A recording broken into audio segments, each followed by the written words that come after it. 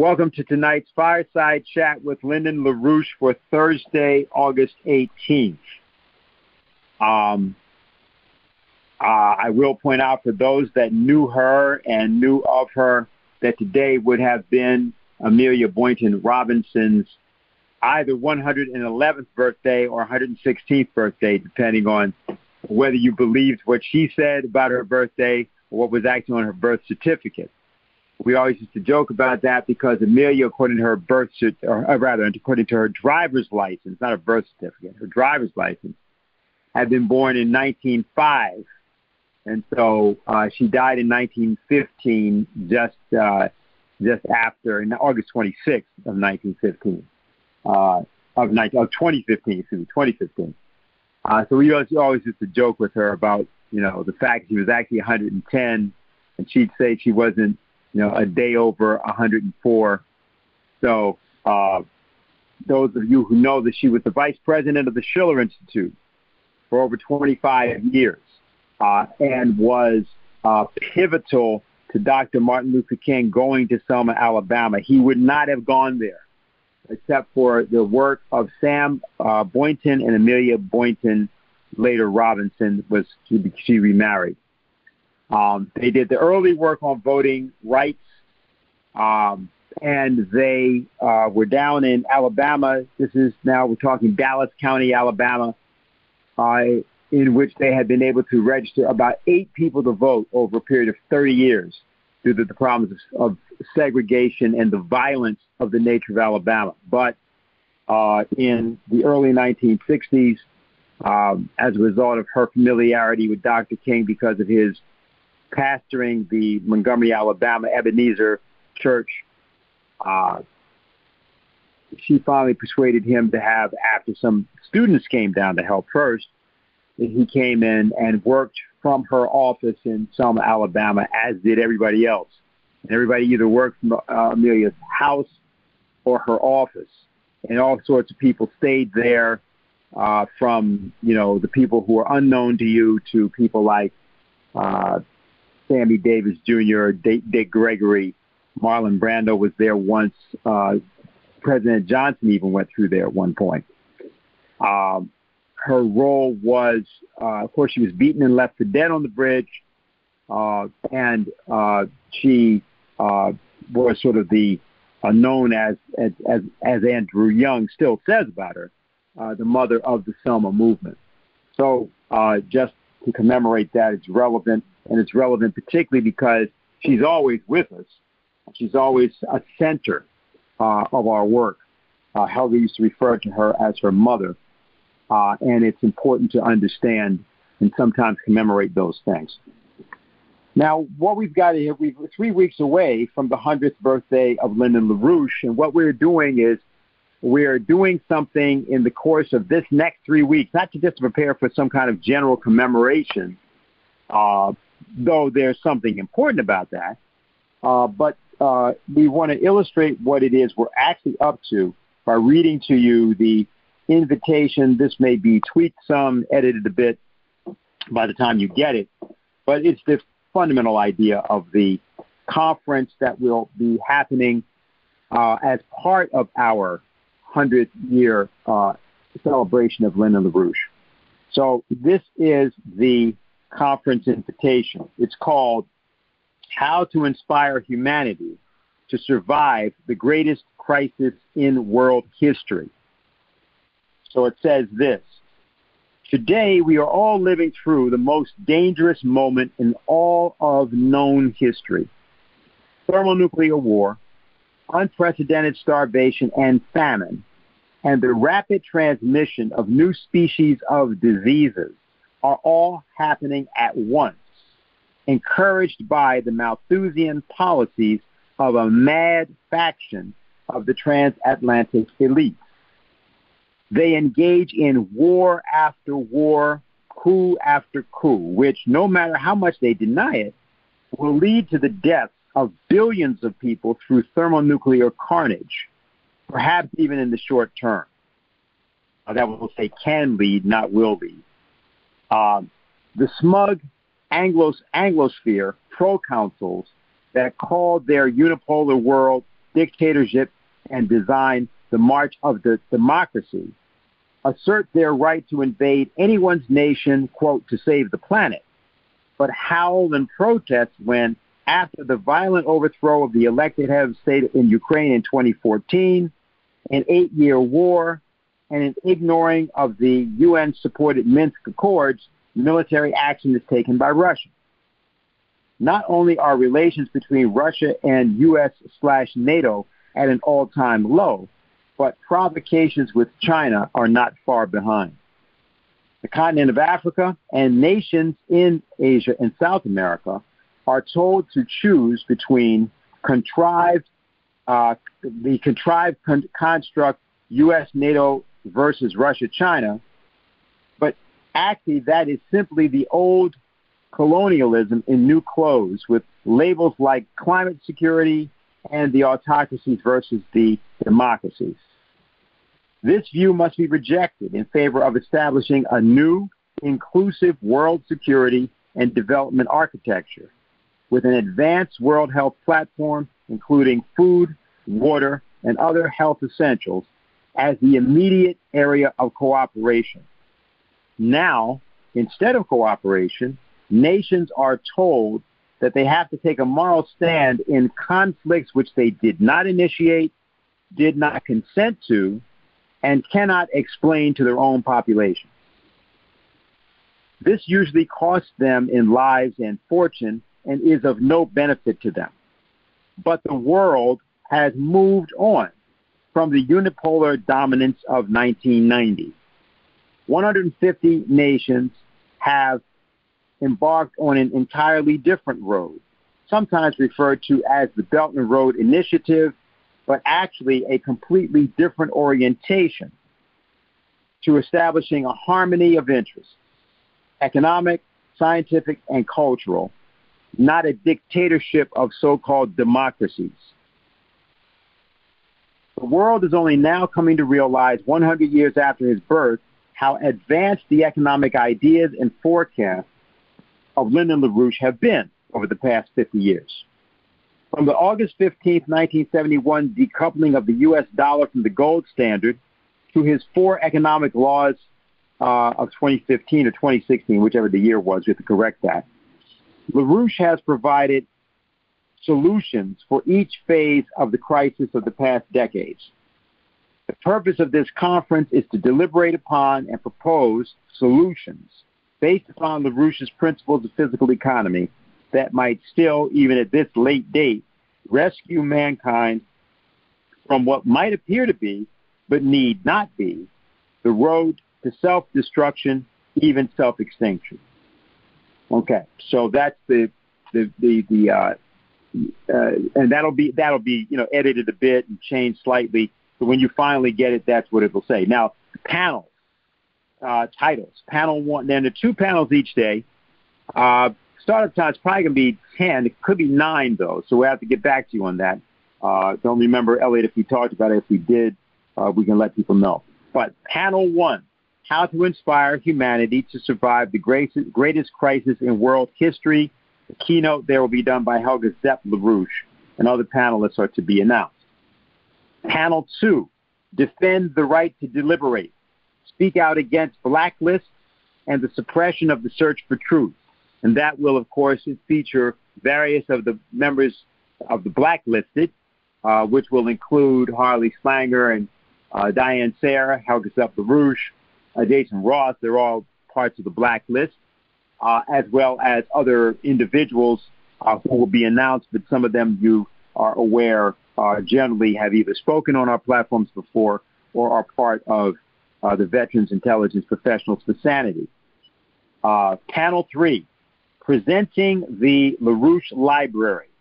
Probably presenting the digital LaRouche Library. LaRouche in dialogue with the world's nations. And this is a special presentation which Dennis Small is going to, I think, kick off, I believe. And it will feature a never-before-seen video of Lynn in various places in the world where he spoke and visited and deliberated. And I know this stuff from Russia. I know this stuff from South America and other things. And then panel 4, the art of optimism, using the classical principle to change the world. Now, I will just tell you that one of the featured presentations there will be Megan DeBroat, who will be speaking on Kepler. We were going to call this actually using the Kepler, using Kepler's classical principle to change the world. But because we'll also be having singers and others, we're probably going to keep it broader than that. Okay, so that's the title. That's the invitation. That's the conference. That's going to be in 3 weeks and 2 days. And then on Thursday, 3 weeks from tonight, or during the day of Thursday, I should say September 8th, we'll be running a marathon, a LaRouche marathon, of showing various video and lectures and presentations by Lyndon LaRouche, and that'll be running that day. Okay, so having said that, we're going to now go to Elliot Greenspan, who, of course, is a member of our National Executive Committee, but has also been working in New Jersey forever, it seems. And even though he's always been here longer than I have, but half a century. And he's going to take it from here. Tonight, what we're going to be doing is a lot more sort of an implementation side of things, telling you at least about the activity we're engaged in, of which there's quite a bit. Maybe we'll also have a little bit more of that also coming in on the phones, and you'll see where hopefully you'll see where you're placed, in what way you can place your voice, okay, alongside the rest of our deployment chorus in the course of the next few hours to days.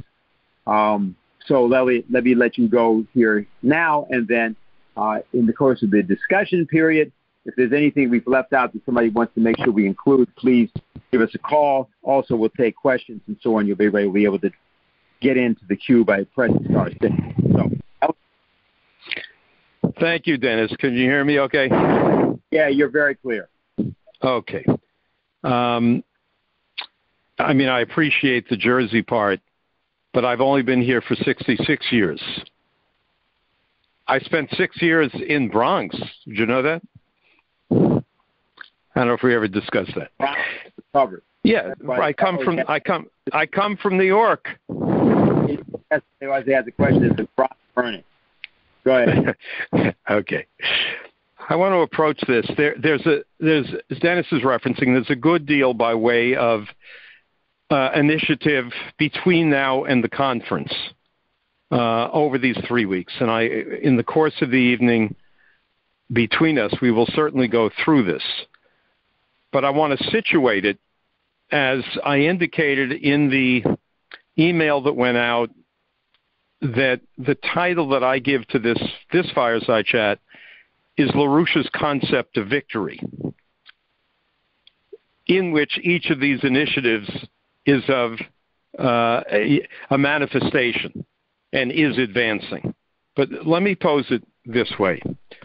As you go back to the first of this year, Helga LaRouche proposed that we make the year 2022 the year of LaRouche, not just because of his 100th birthday commemoration, but because the clock is ticking for the future of humanity. As consider what's happened since the new year, both the unfolding of this most dangerous moment in human history and the dramatic emergence of a new economic order, a nascent new economic order centered in China with the Belt and Road, and spreading throughout the global south where most of humanity lives. Now we're 3 weeks away from September 8th with this extraordinary conference, the invitation for which you just heard, on that 9/11 weekend, to focus as much of humanity as possible on LaRouche's ideas and his life's work. One objective of this is to advance the ongoing campaign initiated by Helga toward the establishment of a new Bretton Woods, a new security and development architecture, a new international economic order that we've termed, soon after the Russian special operation in Ukraine, we termed this the LaRouche Plan.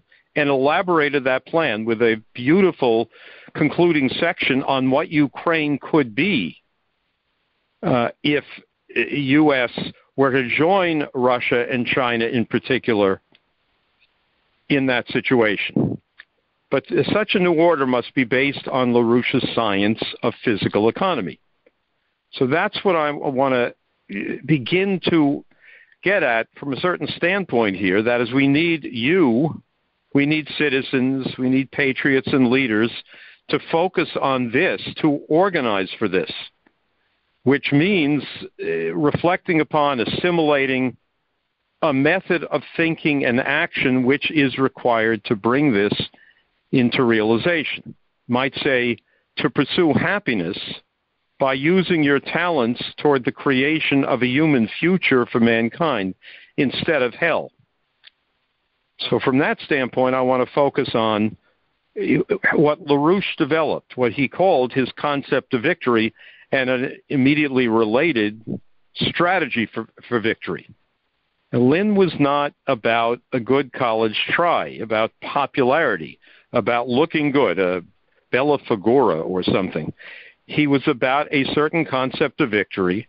And I went back, I spent some time this week looking back over a number of crucial speeches and articles and so on by Lynn. I'm going to begin here with one of the most important, which Dennis has actually put up on video on a number of the Manhattan Project Saturday events over the recent period. This is a famous speech of December 10, 1988, of the Food for Peace movement, days before Lynn was railroaded into prison with a 15-year sentence. And he says at the end of that address, he's talking about the essential unity and common interest of farmers and eaters. And he says there's no part of society, no constituency, which does not have the same interest. There is no people of any nation which has any different interest than that of any other nation in this matter. We're speaking of the future of hundreds of billions of unborn souls, without whose success our lives mean nothing. That is the common interest which unites each and every one of us. We must fight with love of humanity by thinking especially of those hundreds of billions of souls waiting to be born. To do this, we must fill our hearts with love for our fellow human beings, a love called agape in the original Greek, in the St. Paul's first letter to the Corinthians. The quality of agape, of charity, of sacred love, which unites us as individuals with the hundreds of billions of unborn souls for whose love we can give our lives and with whom we can walk smiling with joy. It gives us a sense of the true importance of our lives, the true joy of being a living human being. And he concludes the speech, we must work with one another in the sense of that attitude toward historical humanity.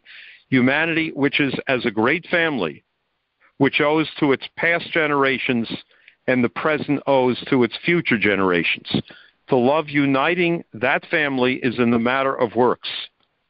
Works are the practical expression of faith, from which faith derives the strength to fight and win this war. If we can do so, I am certain we shall win. We are each little, we're each individual, but if we know we're united to this effect, then we know that what each of us as an individual does in this united way will be caused to prosper.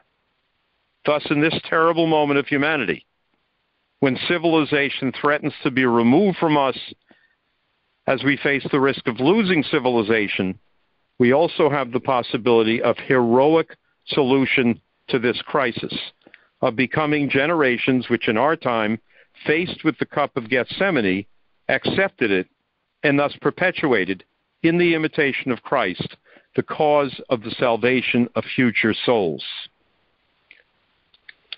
Interestingly, given Dennis's emphasis on the birthday of Amelia Robinson, I'm sitting here with her autobiography called Bridge Across Jordan.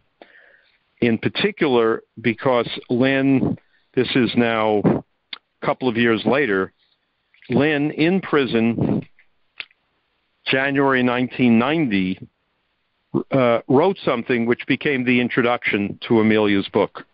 He called it In the Garden of Gethsemane. And perhaps I'll come to that if we want to elaborate, but it's the same idea. Now, who thinks like that? That is, when it comes to heroic solutions to existential crises requiring revolutionary change, it often seems like mission impossible. Because, in large part, we're living with a very deep, pervasive cultural pessimism in this nation, and virtually everyone is affected by it. As a kind of example of that, you might have in your own mind or heard from others all sorts of rationalizations and excuses for why it can't be done. I mean, I've been working for 50 years in organizing virtually every day, and I've heard almost every line about the likelihood, if not the certainty, of failure. Some examples. And I was talking earlier today with other organizers about it. But the kinds of things we hear all the time. And I wonder if you might have thought these yourselves, or you perhaps heard them from others. They're too powerful. They won't let you. All my friends, my family, they think I'm crazy. I'm not that kind of person. My wife won't let me. My husband won't let me. My kids won't let me. I haven't mastered LaRouche's economics, so I can't sign on your petition. I have to do more research.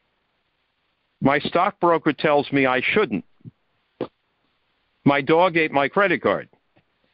It's all a conspiracy theory, and on and on and on. Or people focus in this cultural pessimistic matrix. If people tend to focus on the obstacles, like my enemy is the other party, the other country, the other groups, or just communism.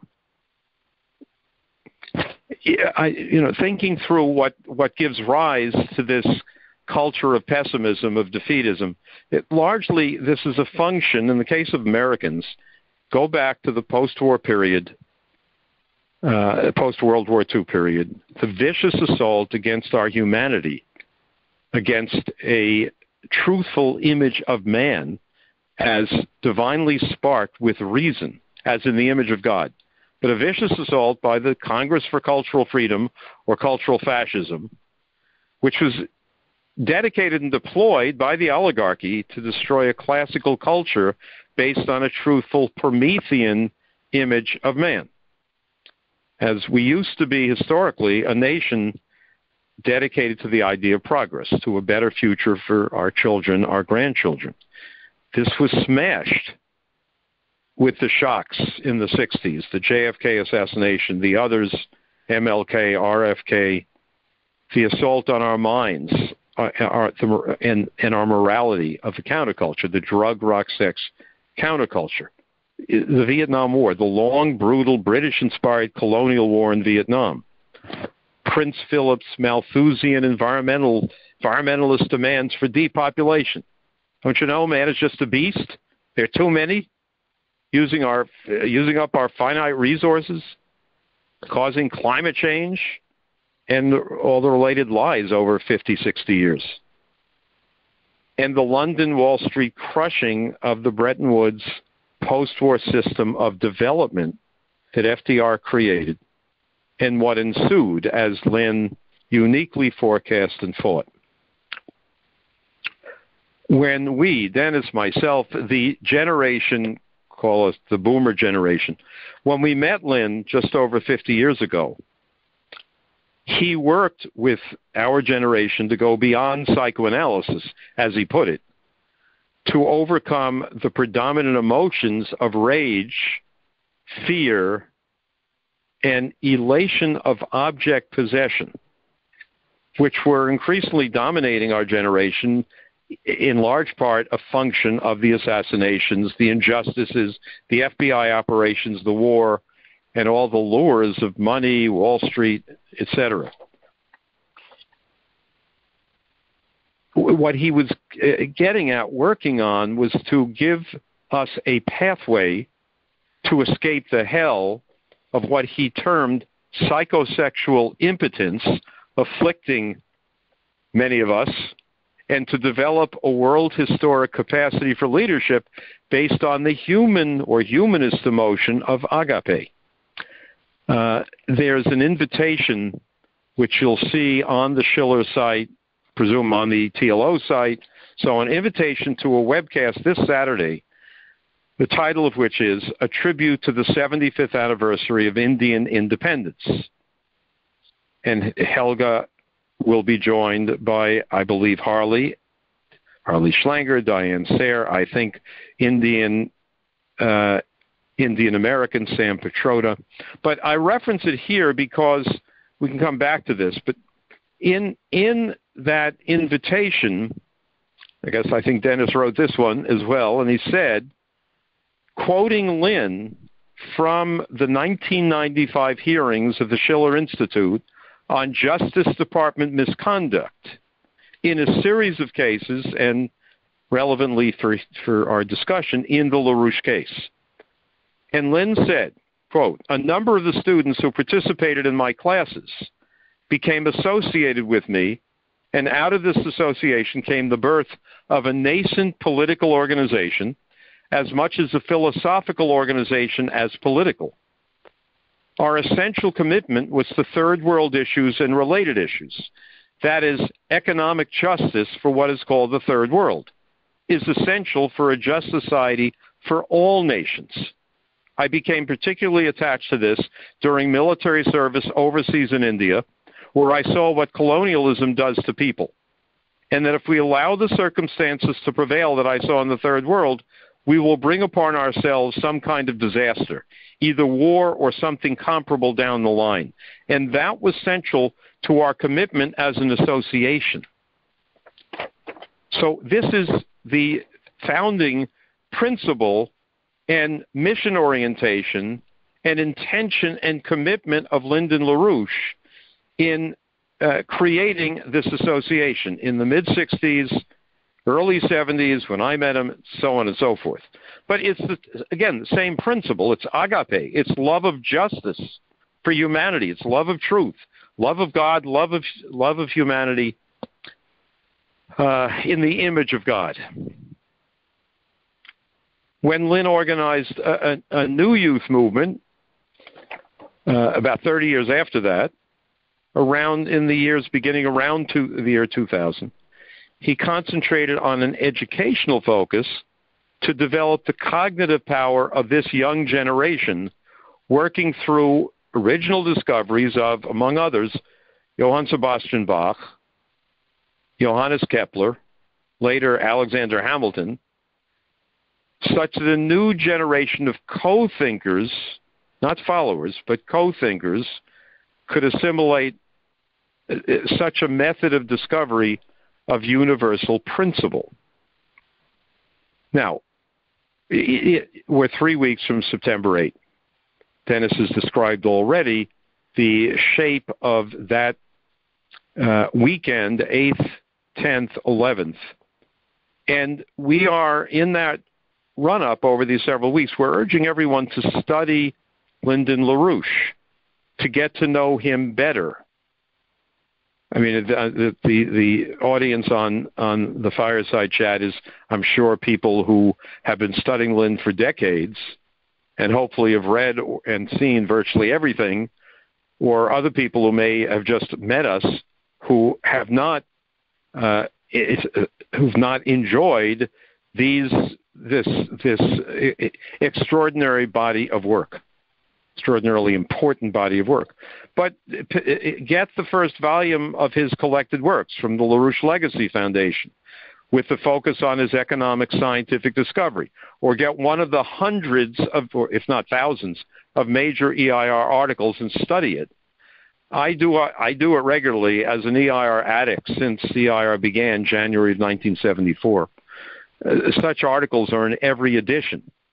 And you might write something on LaRouche, on the effect on your life or something about his ideas. We should come back to that because this is a major focus of our organizing of our work going into September 8th. Let me give another example of this in terms of one of these articles that I just reviewed, which is from the July 23rd, 1999 edition of EIR.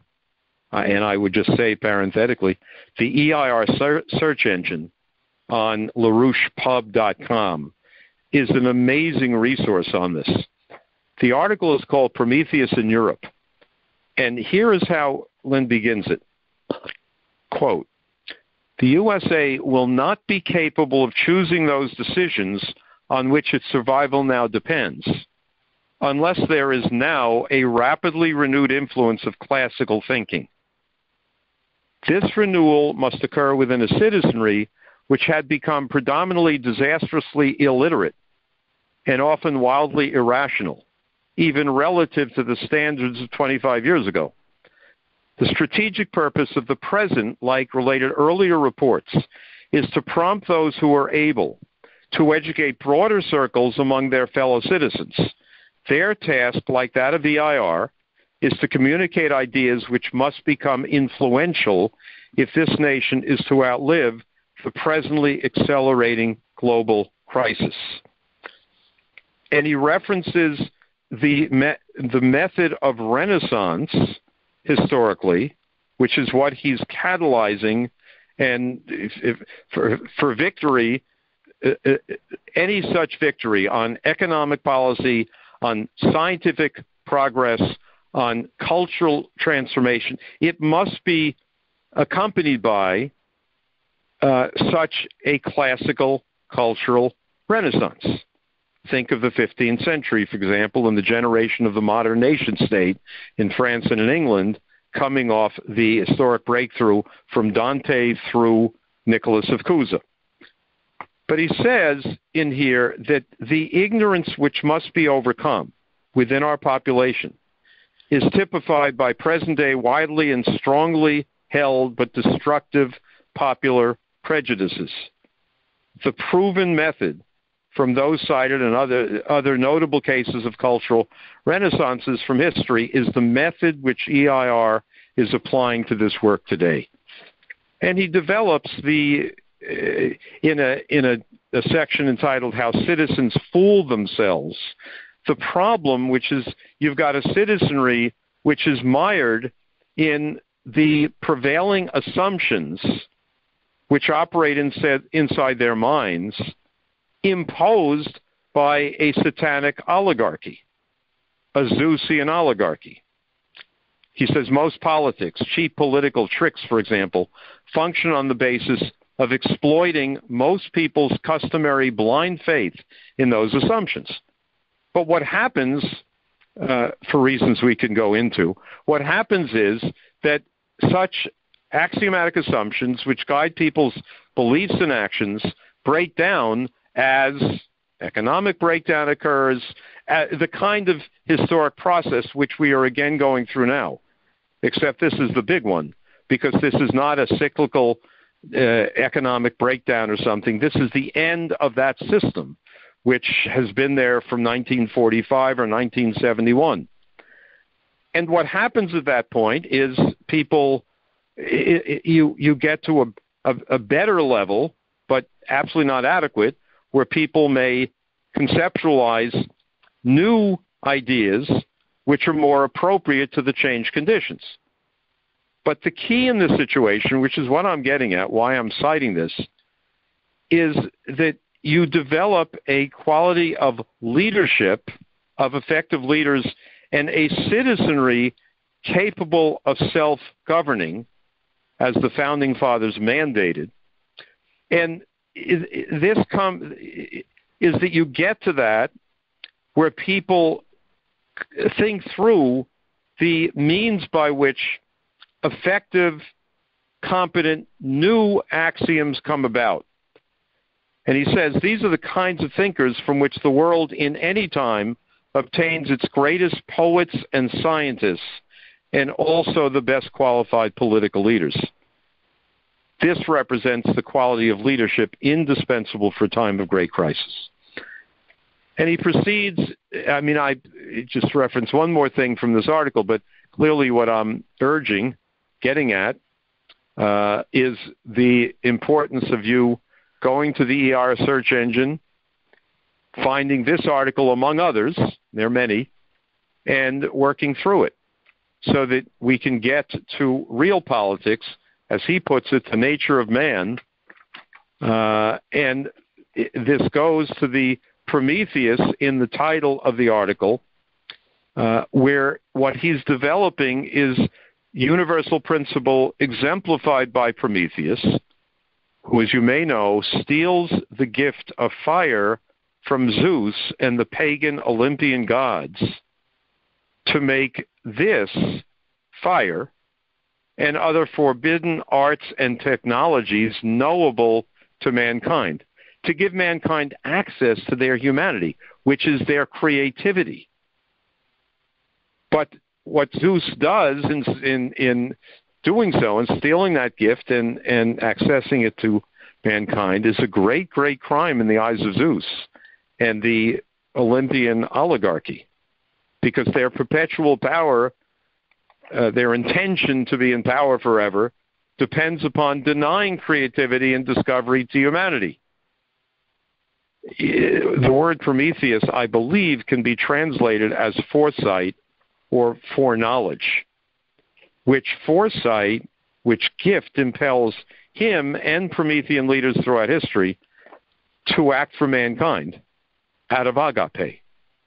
I mean, the idea of the Zeusian oligarchs dumbing down the population to maintain their power, to censor, to suppress, to raid, to come up with blacklists and hit lists against anybody who challenges their murderous narrative, their lying narrative.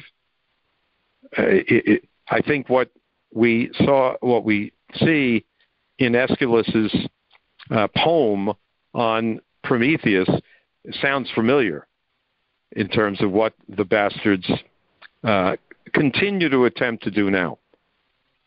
Their ability to do so has diminished, as is manifest by one development after another. And in Lynn, we've got such a Promethean figure. In Helga, such a Promethean leader of humanity now, organizing through us for such an heroic revolution in mankind's affairs, for us and for generations yet unborn. So I would emphasize that fulfilling this concept of victory is our mission. And I'm going to leave my opening remarks there with, I hope I've been sufficiently provocative to raise various things in our discussion.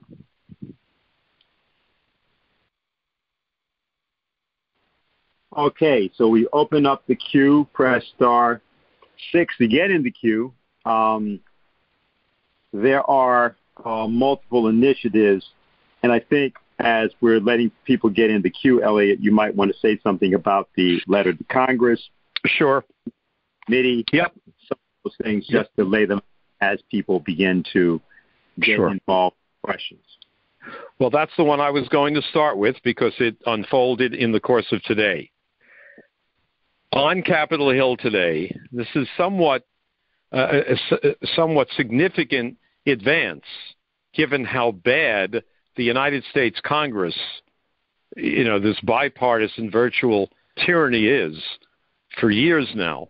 Perhaps the last time we did something like this, where the initiatives to get a substantial portion of the Congress to sponsor and ram through legislation to reestablish Glass-Steagall. I presume you know what that is. We could come back to it. What happened today is that we released a letter signed by 16 leaders of the United States, who all of whom are on the famous hit list, blacklist, or kill list of the Ukrainian Center for Countering Disinformation, what I call the Ukrainian Center for Disinformation, which is only an asset of global NATO through agencies like the Biden administration, the U.S. State Department, the U.S. Congress, which agencies fund that Ukrainian defense establishment and this agency. And as you know, I think this agency a month ago, July 14, created such a list of 78 originally and 72 individuals worldwide, 27 Americans, so on, who they called information terrorists, Russian propagandists, and war criminals who should be brought to an international court. At which point, Helga LaRouche said, we are going to catalyze a huge international counterattack to force investigations of this Ukrainian neo-Nazi apparatus, fascist apparatus, and their threats. We're going to catalyze investigations in governments internationally and roll this back and defeat it. And in the course of this, we are going to focus, we're going to work for the exoneration of Lyndon LaRouche again and escalate that fight. Justice for LaRouche. Because on that hit list of the 72 names, the first 30 were speakers at Schiller Institute Conference in April, May, and June of this year, headed by Helga, including Harley Schlanger, Diane Sayre, U.S. Senator Rand Paul, former U.S. Congresswoman Tulsi Gabbard, various individuals who are part of what is an institution of the United States presidency. That is, policymakers, advisors to presidents, former diplomats, leaders of the U.S. intelligence community, two candidates for U.S. Congress, Diane and Joel DeJean in Texas, and various other, Scott Ritter's on it, and Colonel McGregor, people you know. And they do represent elements of the American presidency. That's why they were attacked, because they represent that, and they are working with the Schiller Institute.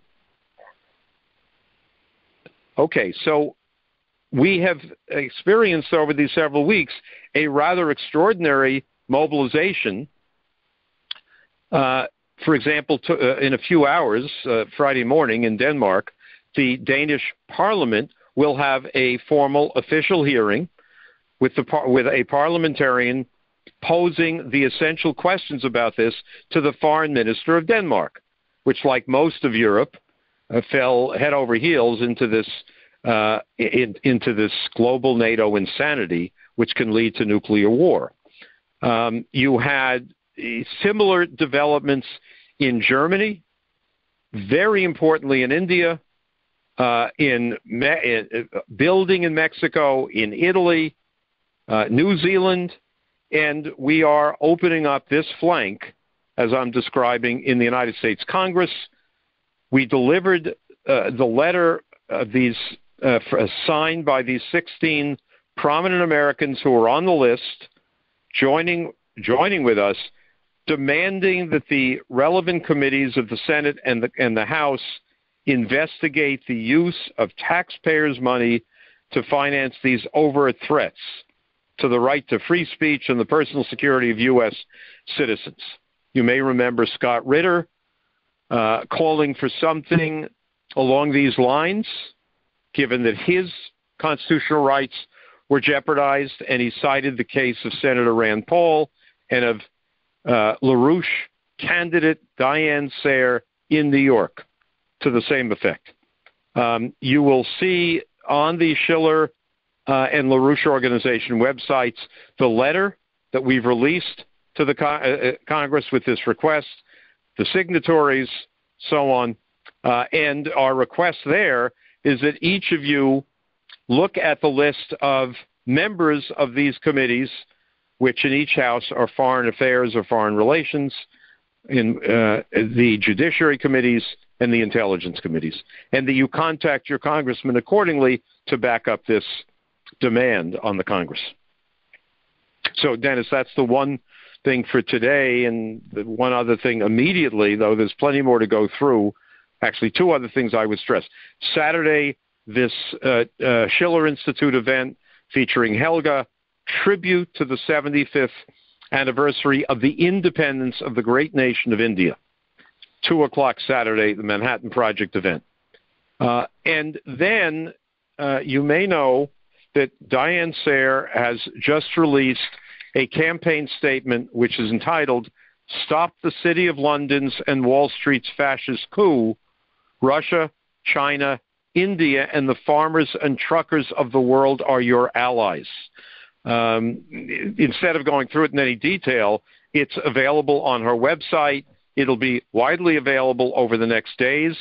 We will print up 250,000 copies of this leaflet, which is an extraordinary statement, under that title, with the intention of getting 250,000 copies out primarily on Friday the 26th, next Friday, Saturday the 27th, Sunday the 28th, concentrated in the state of New York, but nationally. And we're asking, of course, all of you, wherever you are, to get 100 of these or 500 of these or 1,000 or 5,000 and figure out ways to get them out such that we have a shock effect, a shock impact nationally to identify who's actually running the raids on Mar-a-Lago and moving for censorship and suppression of any dissent from the official Zeusian narratives. We know who's doing that, and we're saying it here. We have the famous LaRouche precedent of October 6, 1986 in Leesburg, Virginia, where 400 FBI agents, federal, state, local, law enforcement, CIA, Secret Service, ATF, raided LaRouche headquarters in Leesburg, stole 1 million records, and then 200 of them surrounded LaRouche's home without a search warrant, with the intention of provoking a shootout to kill LaRouche that day. And LaRouche made clear to President Reagan that there was no basis for this, no lawful basis. And were that to go forward, the blood would be on his hands, and he or someone in and around the White House called the dogs off. But that is an extraordinary precedent. The video material on the hearings on all this we want widely circulated. But this Diane's getting to that, and then getting to the policy solutions to the great crisis confronting humanity now. So those are the things I wanted to stress for the moment, Dennis.